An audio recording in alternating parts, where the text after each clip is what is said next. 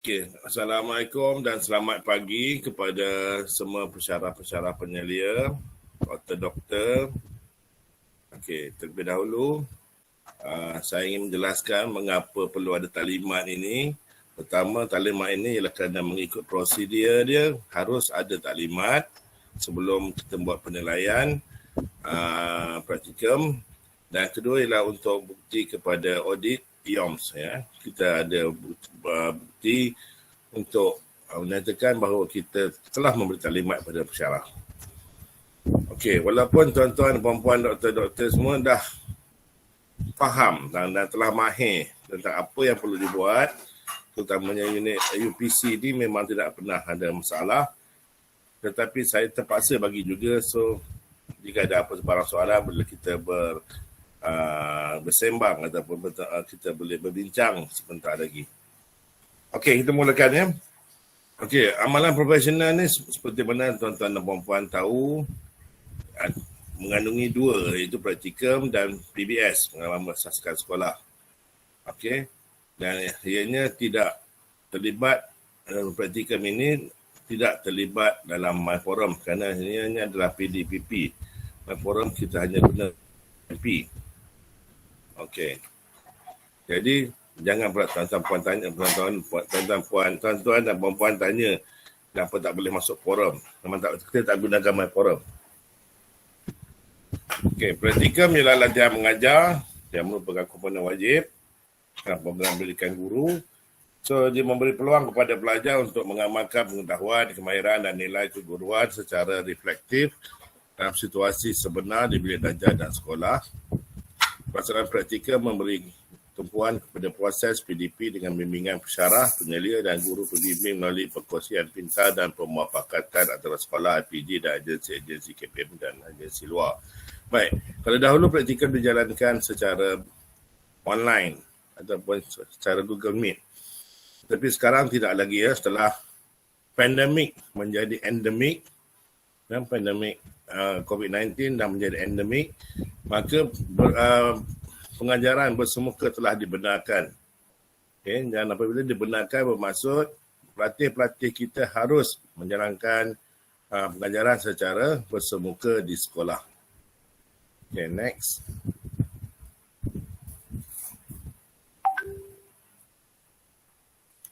Okay.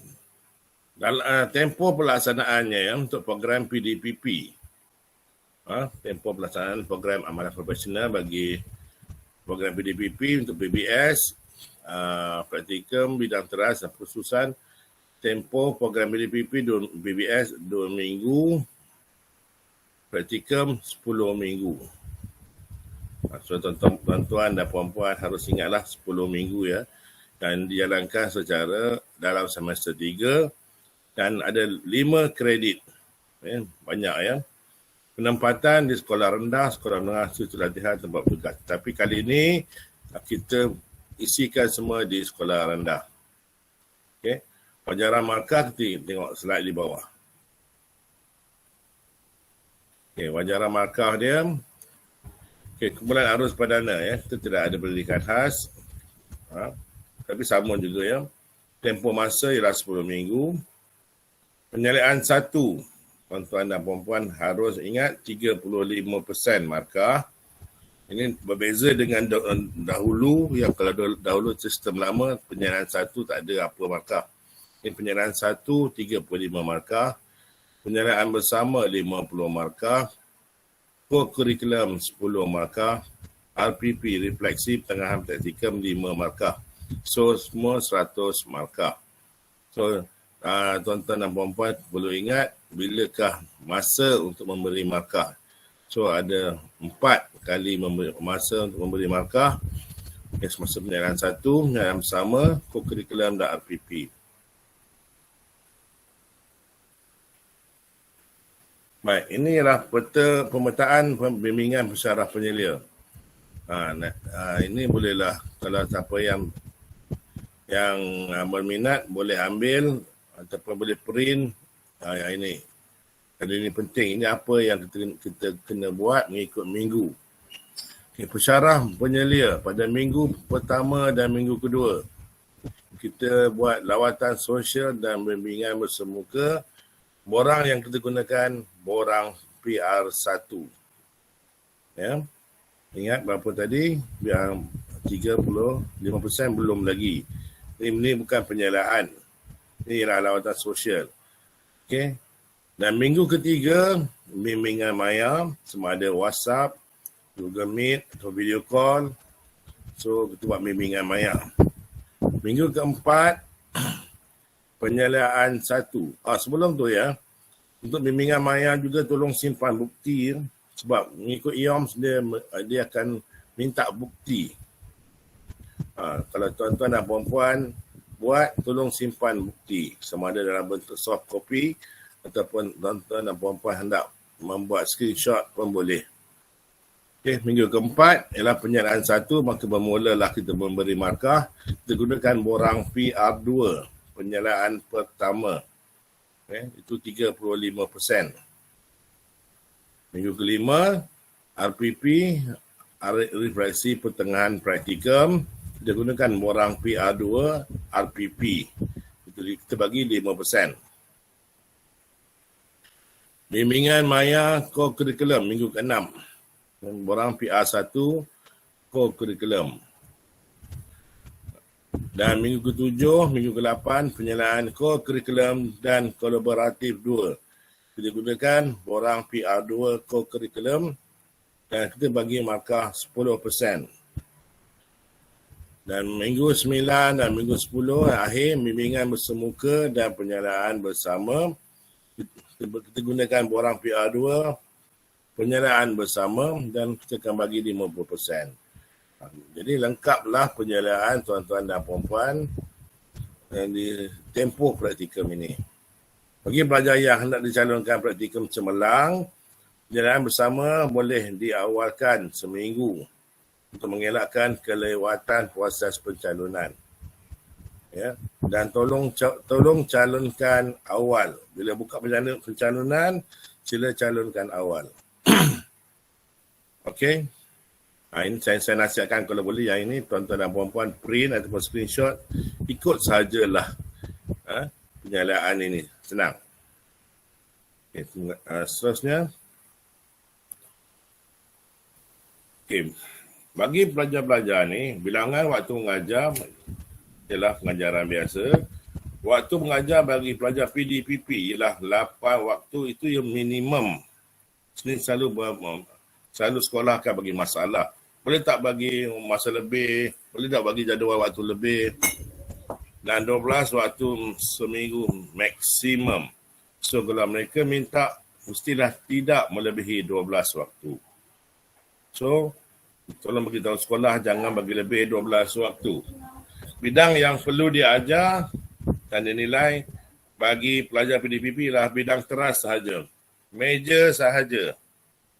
Bidang major sahaja. Ini semua tuan-tuan puan-puan dah faham lah. Okey. Contohnya, pengajaran berpasangan perlu dijalankan sekurang-kurangnya sekali pada setiap peringkat praktikum. So, bila nak buat, ada pulanglah kepada pensyarah. Bila mereka dah boleh buat berpasangan, mereka perlu buat sekurang-kurangnya sekali sahaja. Okey. Penilaian praktikum. Kaedah penilaian dibenarkan bersemuka untuk fizikal, telesidang untuk video conference jika ada sebab. Ya, jika ada sebab. Kalau tak ada sebab, contohnya saja-saja nak buat video conference, tidak digalakkan. Ya, video conference hanya sekarang ni hanya jika ada alasan. Okey. Kecuali yang buat yang bimbingan secara online. Penyelesaian PDPR tak dibenarkan. So, tuan-tuan dan puan-puan harus pergi ke sekolah, berjumpa dengan mereka bersemuka. Wajib ya. Okay. Seterusnya, perlu mematuhi SOP pemilihan negara. Okay, SOP-nya biasanya pakai mask lah.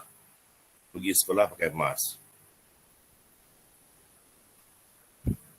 Pengisian markah perlu menggunakan platform YouTube.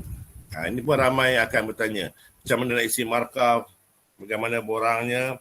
So markah kita tak guna My Forum, kita gunakan YouTube. Ya.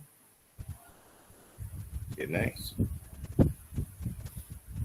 Okay, cara nak isi markah. Tolong simpan link ini.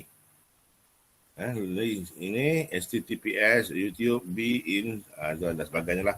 Simpan link ini untuk cara untuk mengisi markah, untuk menilai pelajar. Encik Man. Ya. Ini video rujukan untuk penilaian. Untuk ini video rujukan, bukan link. Ini rujukan. Dalam video ni akan diberikan linknya dan sebagainya, penerangan tentang cara nak memberi markah. So, tak perlu tanyalah 2 kali. Okay, co-curriculum. Ini pun soalan yang panas sebenarnya. Macam mana co-curriculum ni? Wajib, pelajar wajib melaksanakan co-curriculum minimum 1 jam seminggu. Wajib kalau mereka memberi alasan macam-macam tak diterima. Wajib 1 jam seminggu. Lebih tak apa. So, pensyarah bidang teras bertanggungjawab membuat bimbingan dan penyeliaan co-curriculum seperti jadual penyeliaan. Dan pelajar perlu melaksanakan sekurang-kurangnya satu aktiviti co-curriculum dalam mana-mana komponen co-curriculum sama ada kelab, satuan, sukan dan permainan atau unit beruniform di peringkat sekolah. Pelajar juga perlu menyediakan satu RPH co-curriculum yang lengkap bagi mana-mana komponen pada setiap sesi pelaksanaan co-curriculum tersebut. Okay, RPP, refleksi pertengahan praktikum. Ini pun ramai juga tanya, adakah wajib atau tidak? Ya, wajib melaksanakan RPP dan sebagai prasyarat untuk lulus praktikum. Prasyarat untuk lulus praktikum, RPP akan dilaksanakan pada waktu yang akan ditentukan kemudian oleh unit praktikum terjangka pada hari Rabu 13 Julai 2022. Buat di mana? Di IPG. Okay? Dan dilaksanakan secara bersemuka. Bukan secara online lagi ya.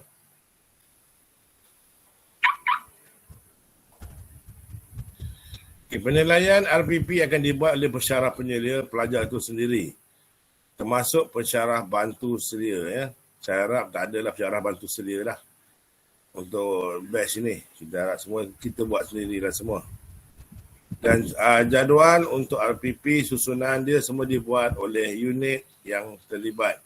Unit bidang teras yang terlibat, mereka akan menyusun jadual dan pensyarahnya serta giliran pelajar untuk membentangkan RPP dan akan diberi penilaian mengikut jadual yang ditetapkan. Saya mohon penyelaras praktikum dan ketua unit bersedia tentang ini ya.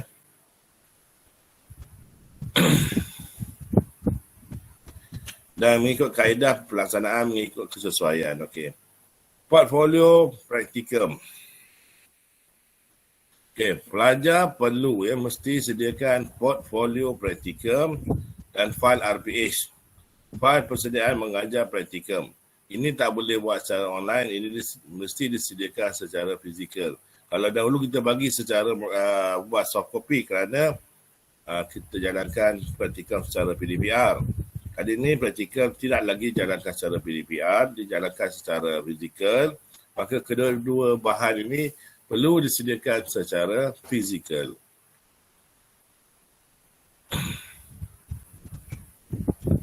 Baik, penilaian alternatif bagi praktikum dalam kes-kes khas. Bagi perubahan kaedah pentaksiran bagi praktikum perlu mematuhi prinsip utama pentaksiran, iaitu mengukur pencapaian pelajar berdasarkan hasil pembelajaran yang ditetapkan dalam maklumat khusus MK serta menepati kaedah pentaksiran yang dibenarkan oleh pihak Agensi Kelayakan Malaysia MQA dan Lembaga Kaunseling Malaysia. Ini untuk pelajar-pelajar BNK bimbingan dan kaunseling.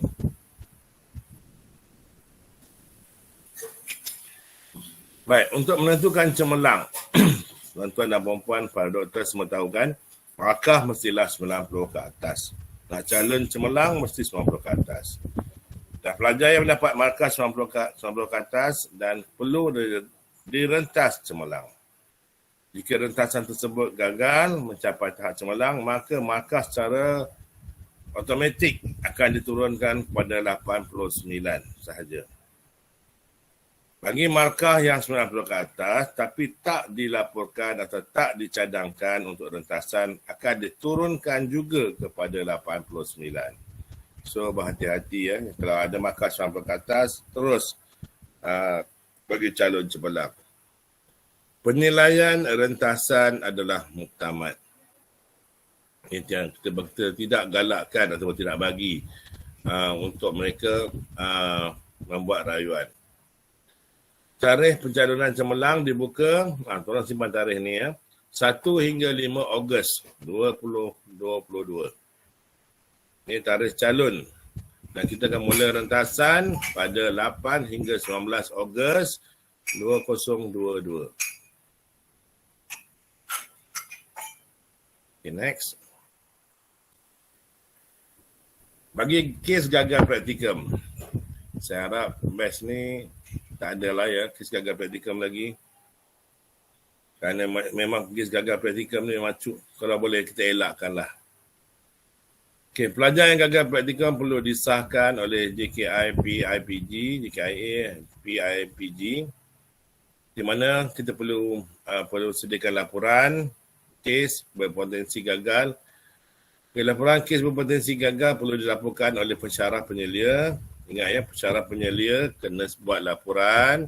Dan ini pernah berlaku, mereka tanya kenapa unit praktikum tak buat. Bukan kami yang buat laporan kes, pensyarah praktikum, pensyarah penyelia yang buat laporan bertulis, diberikan oleh pihak pentadbir sekolah, dan laporan yang bertulis yang diberikan oleh pihak pentadbir sekolah yang akan segera hantar pada unit praktikum. So ada 2 laporan.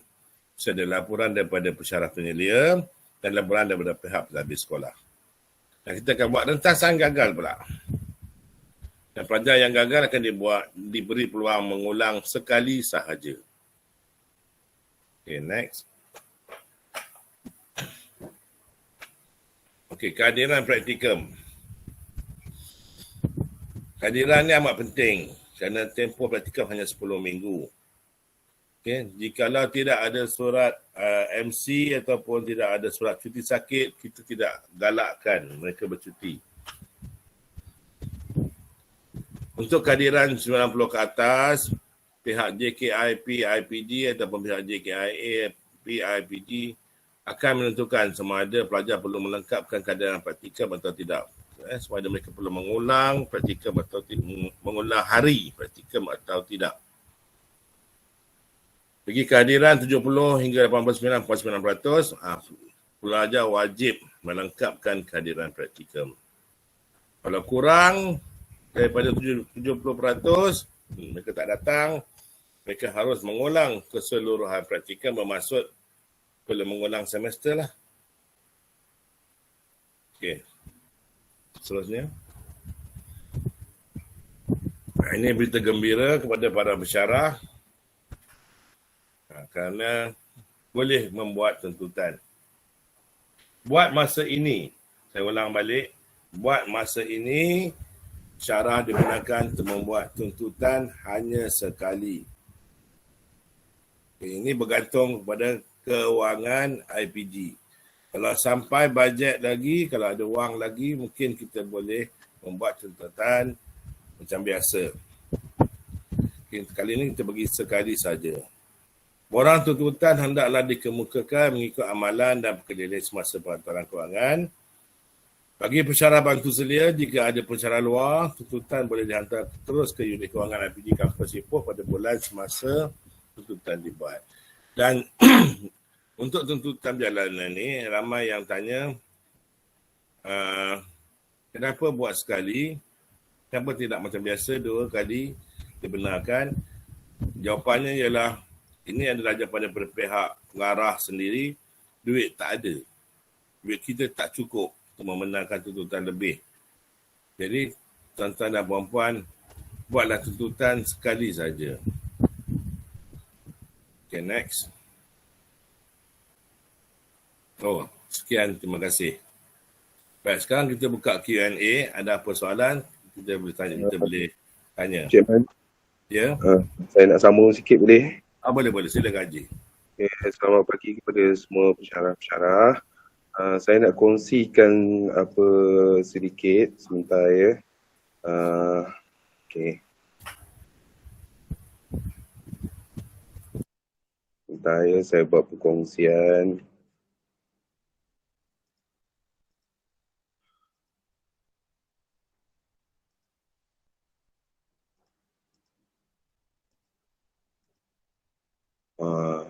Sebentar. Sepatutnya saya sharekan pautan dulu. Okey. Okey, di ruangan chatbox saya ada masukkan satu pautan. Syarah boleh klik pautan tersebut ya. Apa yang ada pada pautan tersebut? Mana pula yang tadi hilang? Ini dia.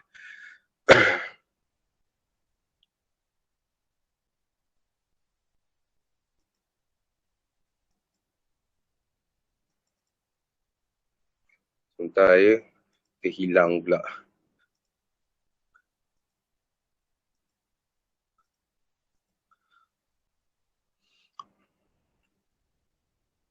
Okey, dah keluar ya. Okey, sebentar.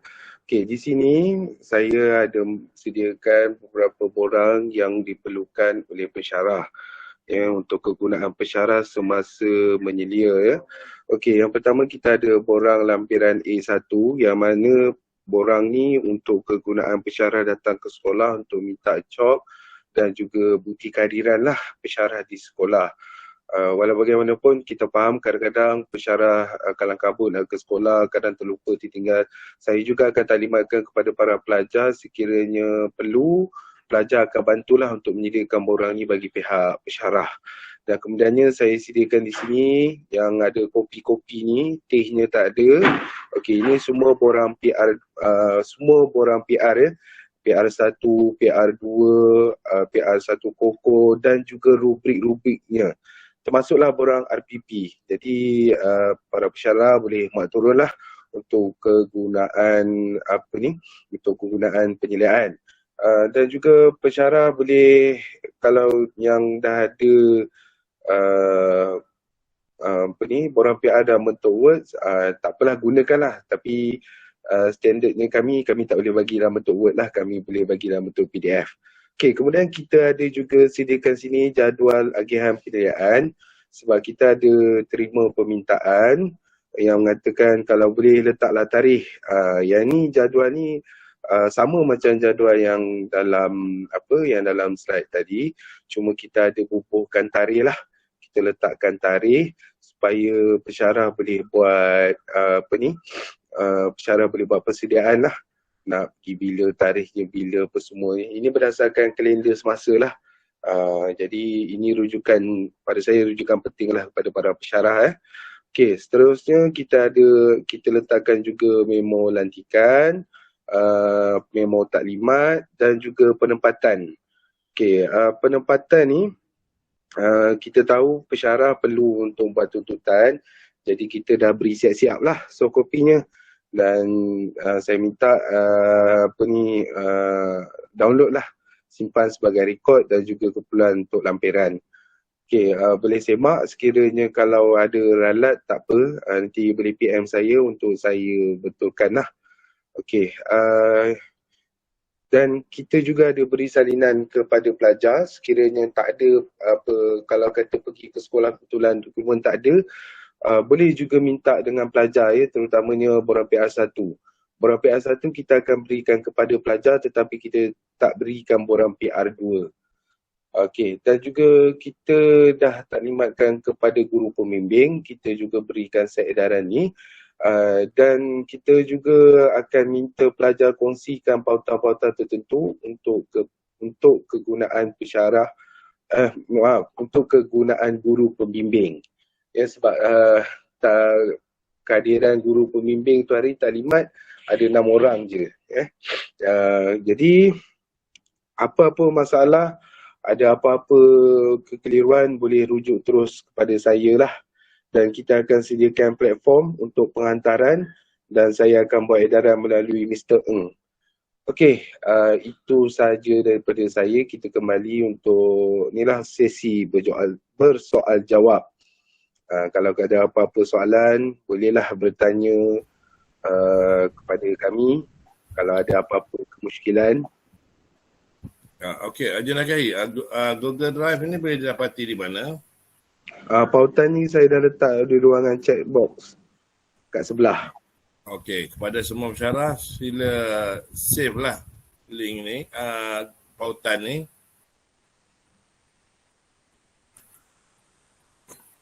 Okey, saya pun tengah-tengah save ni.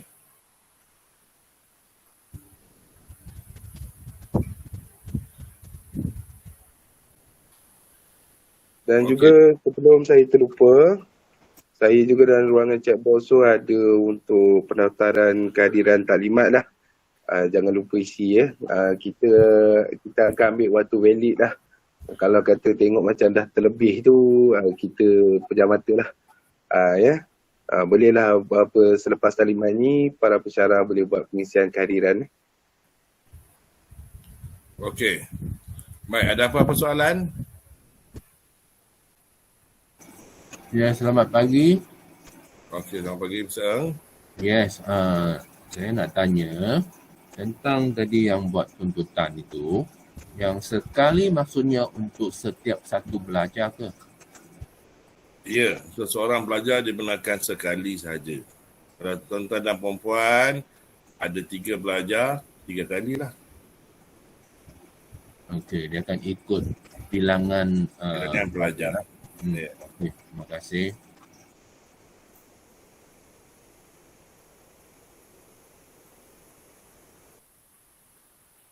Ya, soalan lain?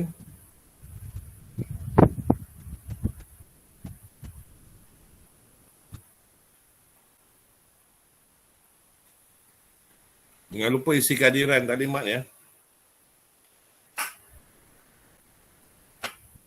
Dan Haji, taklimat ni masuk dalam SPL KPM tak? Macam biasa. Okey, kita masukkan juga dalam SPL KPM. Kita tak pernah lupakan pensyarah. Kita tak akan masukkan. Walaupun Okey. kita taklimat setengah jam, saya akan declare lah berjam-jam. Tak apa. Jadi kita masukkan. Okay, ada soalan lain? Biar jelas.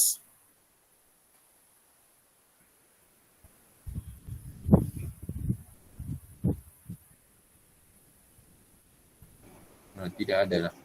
Tak Okey, ada, untuk pengetahuan semua pensyarah, saya akan masukkan rakaman taklimat ni ke dalam channel saya. Nanti saya akan berikan pautan kepada Mr. Ng lah untuk rujukan semua pensyarah. Okey. Okey, terima kasih. Jadi kalau tak ada apa lagi, saya sudahi sesi kita pada setakat ini saja. Jadi terima kasih atas kehadiran tuan-tuan dan puan-puan, para doktor semua. Saya sudahi dengan wabillahi taufik wal hidayah. Assalamualaikum dan sekian. Terima kasih. Okey, terima kasih. Terima kasih.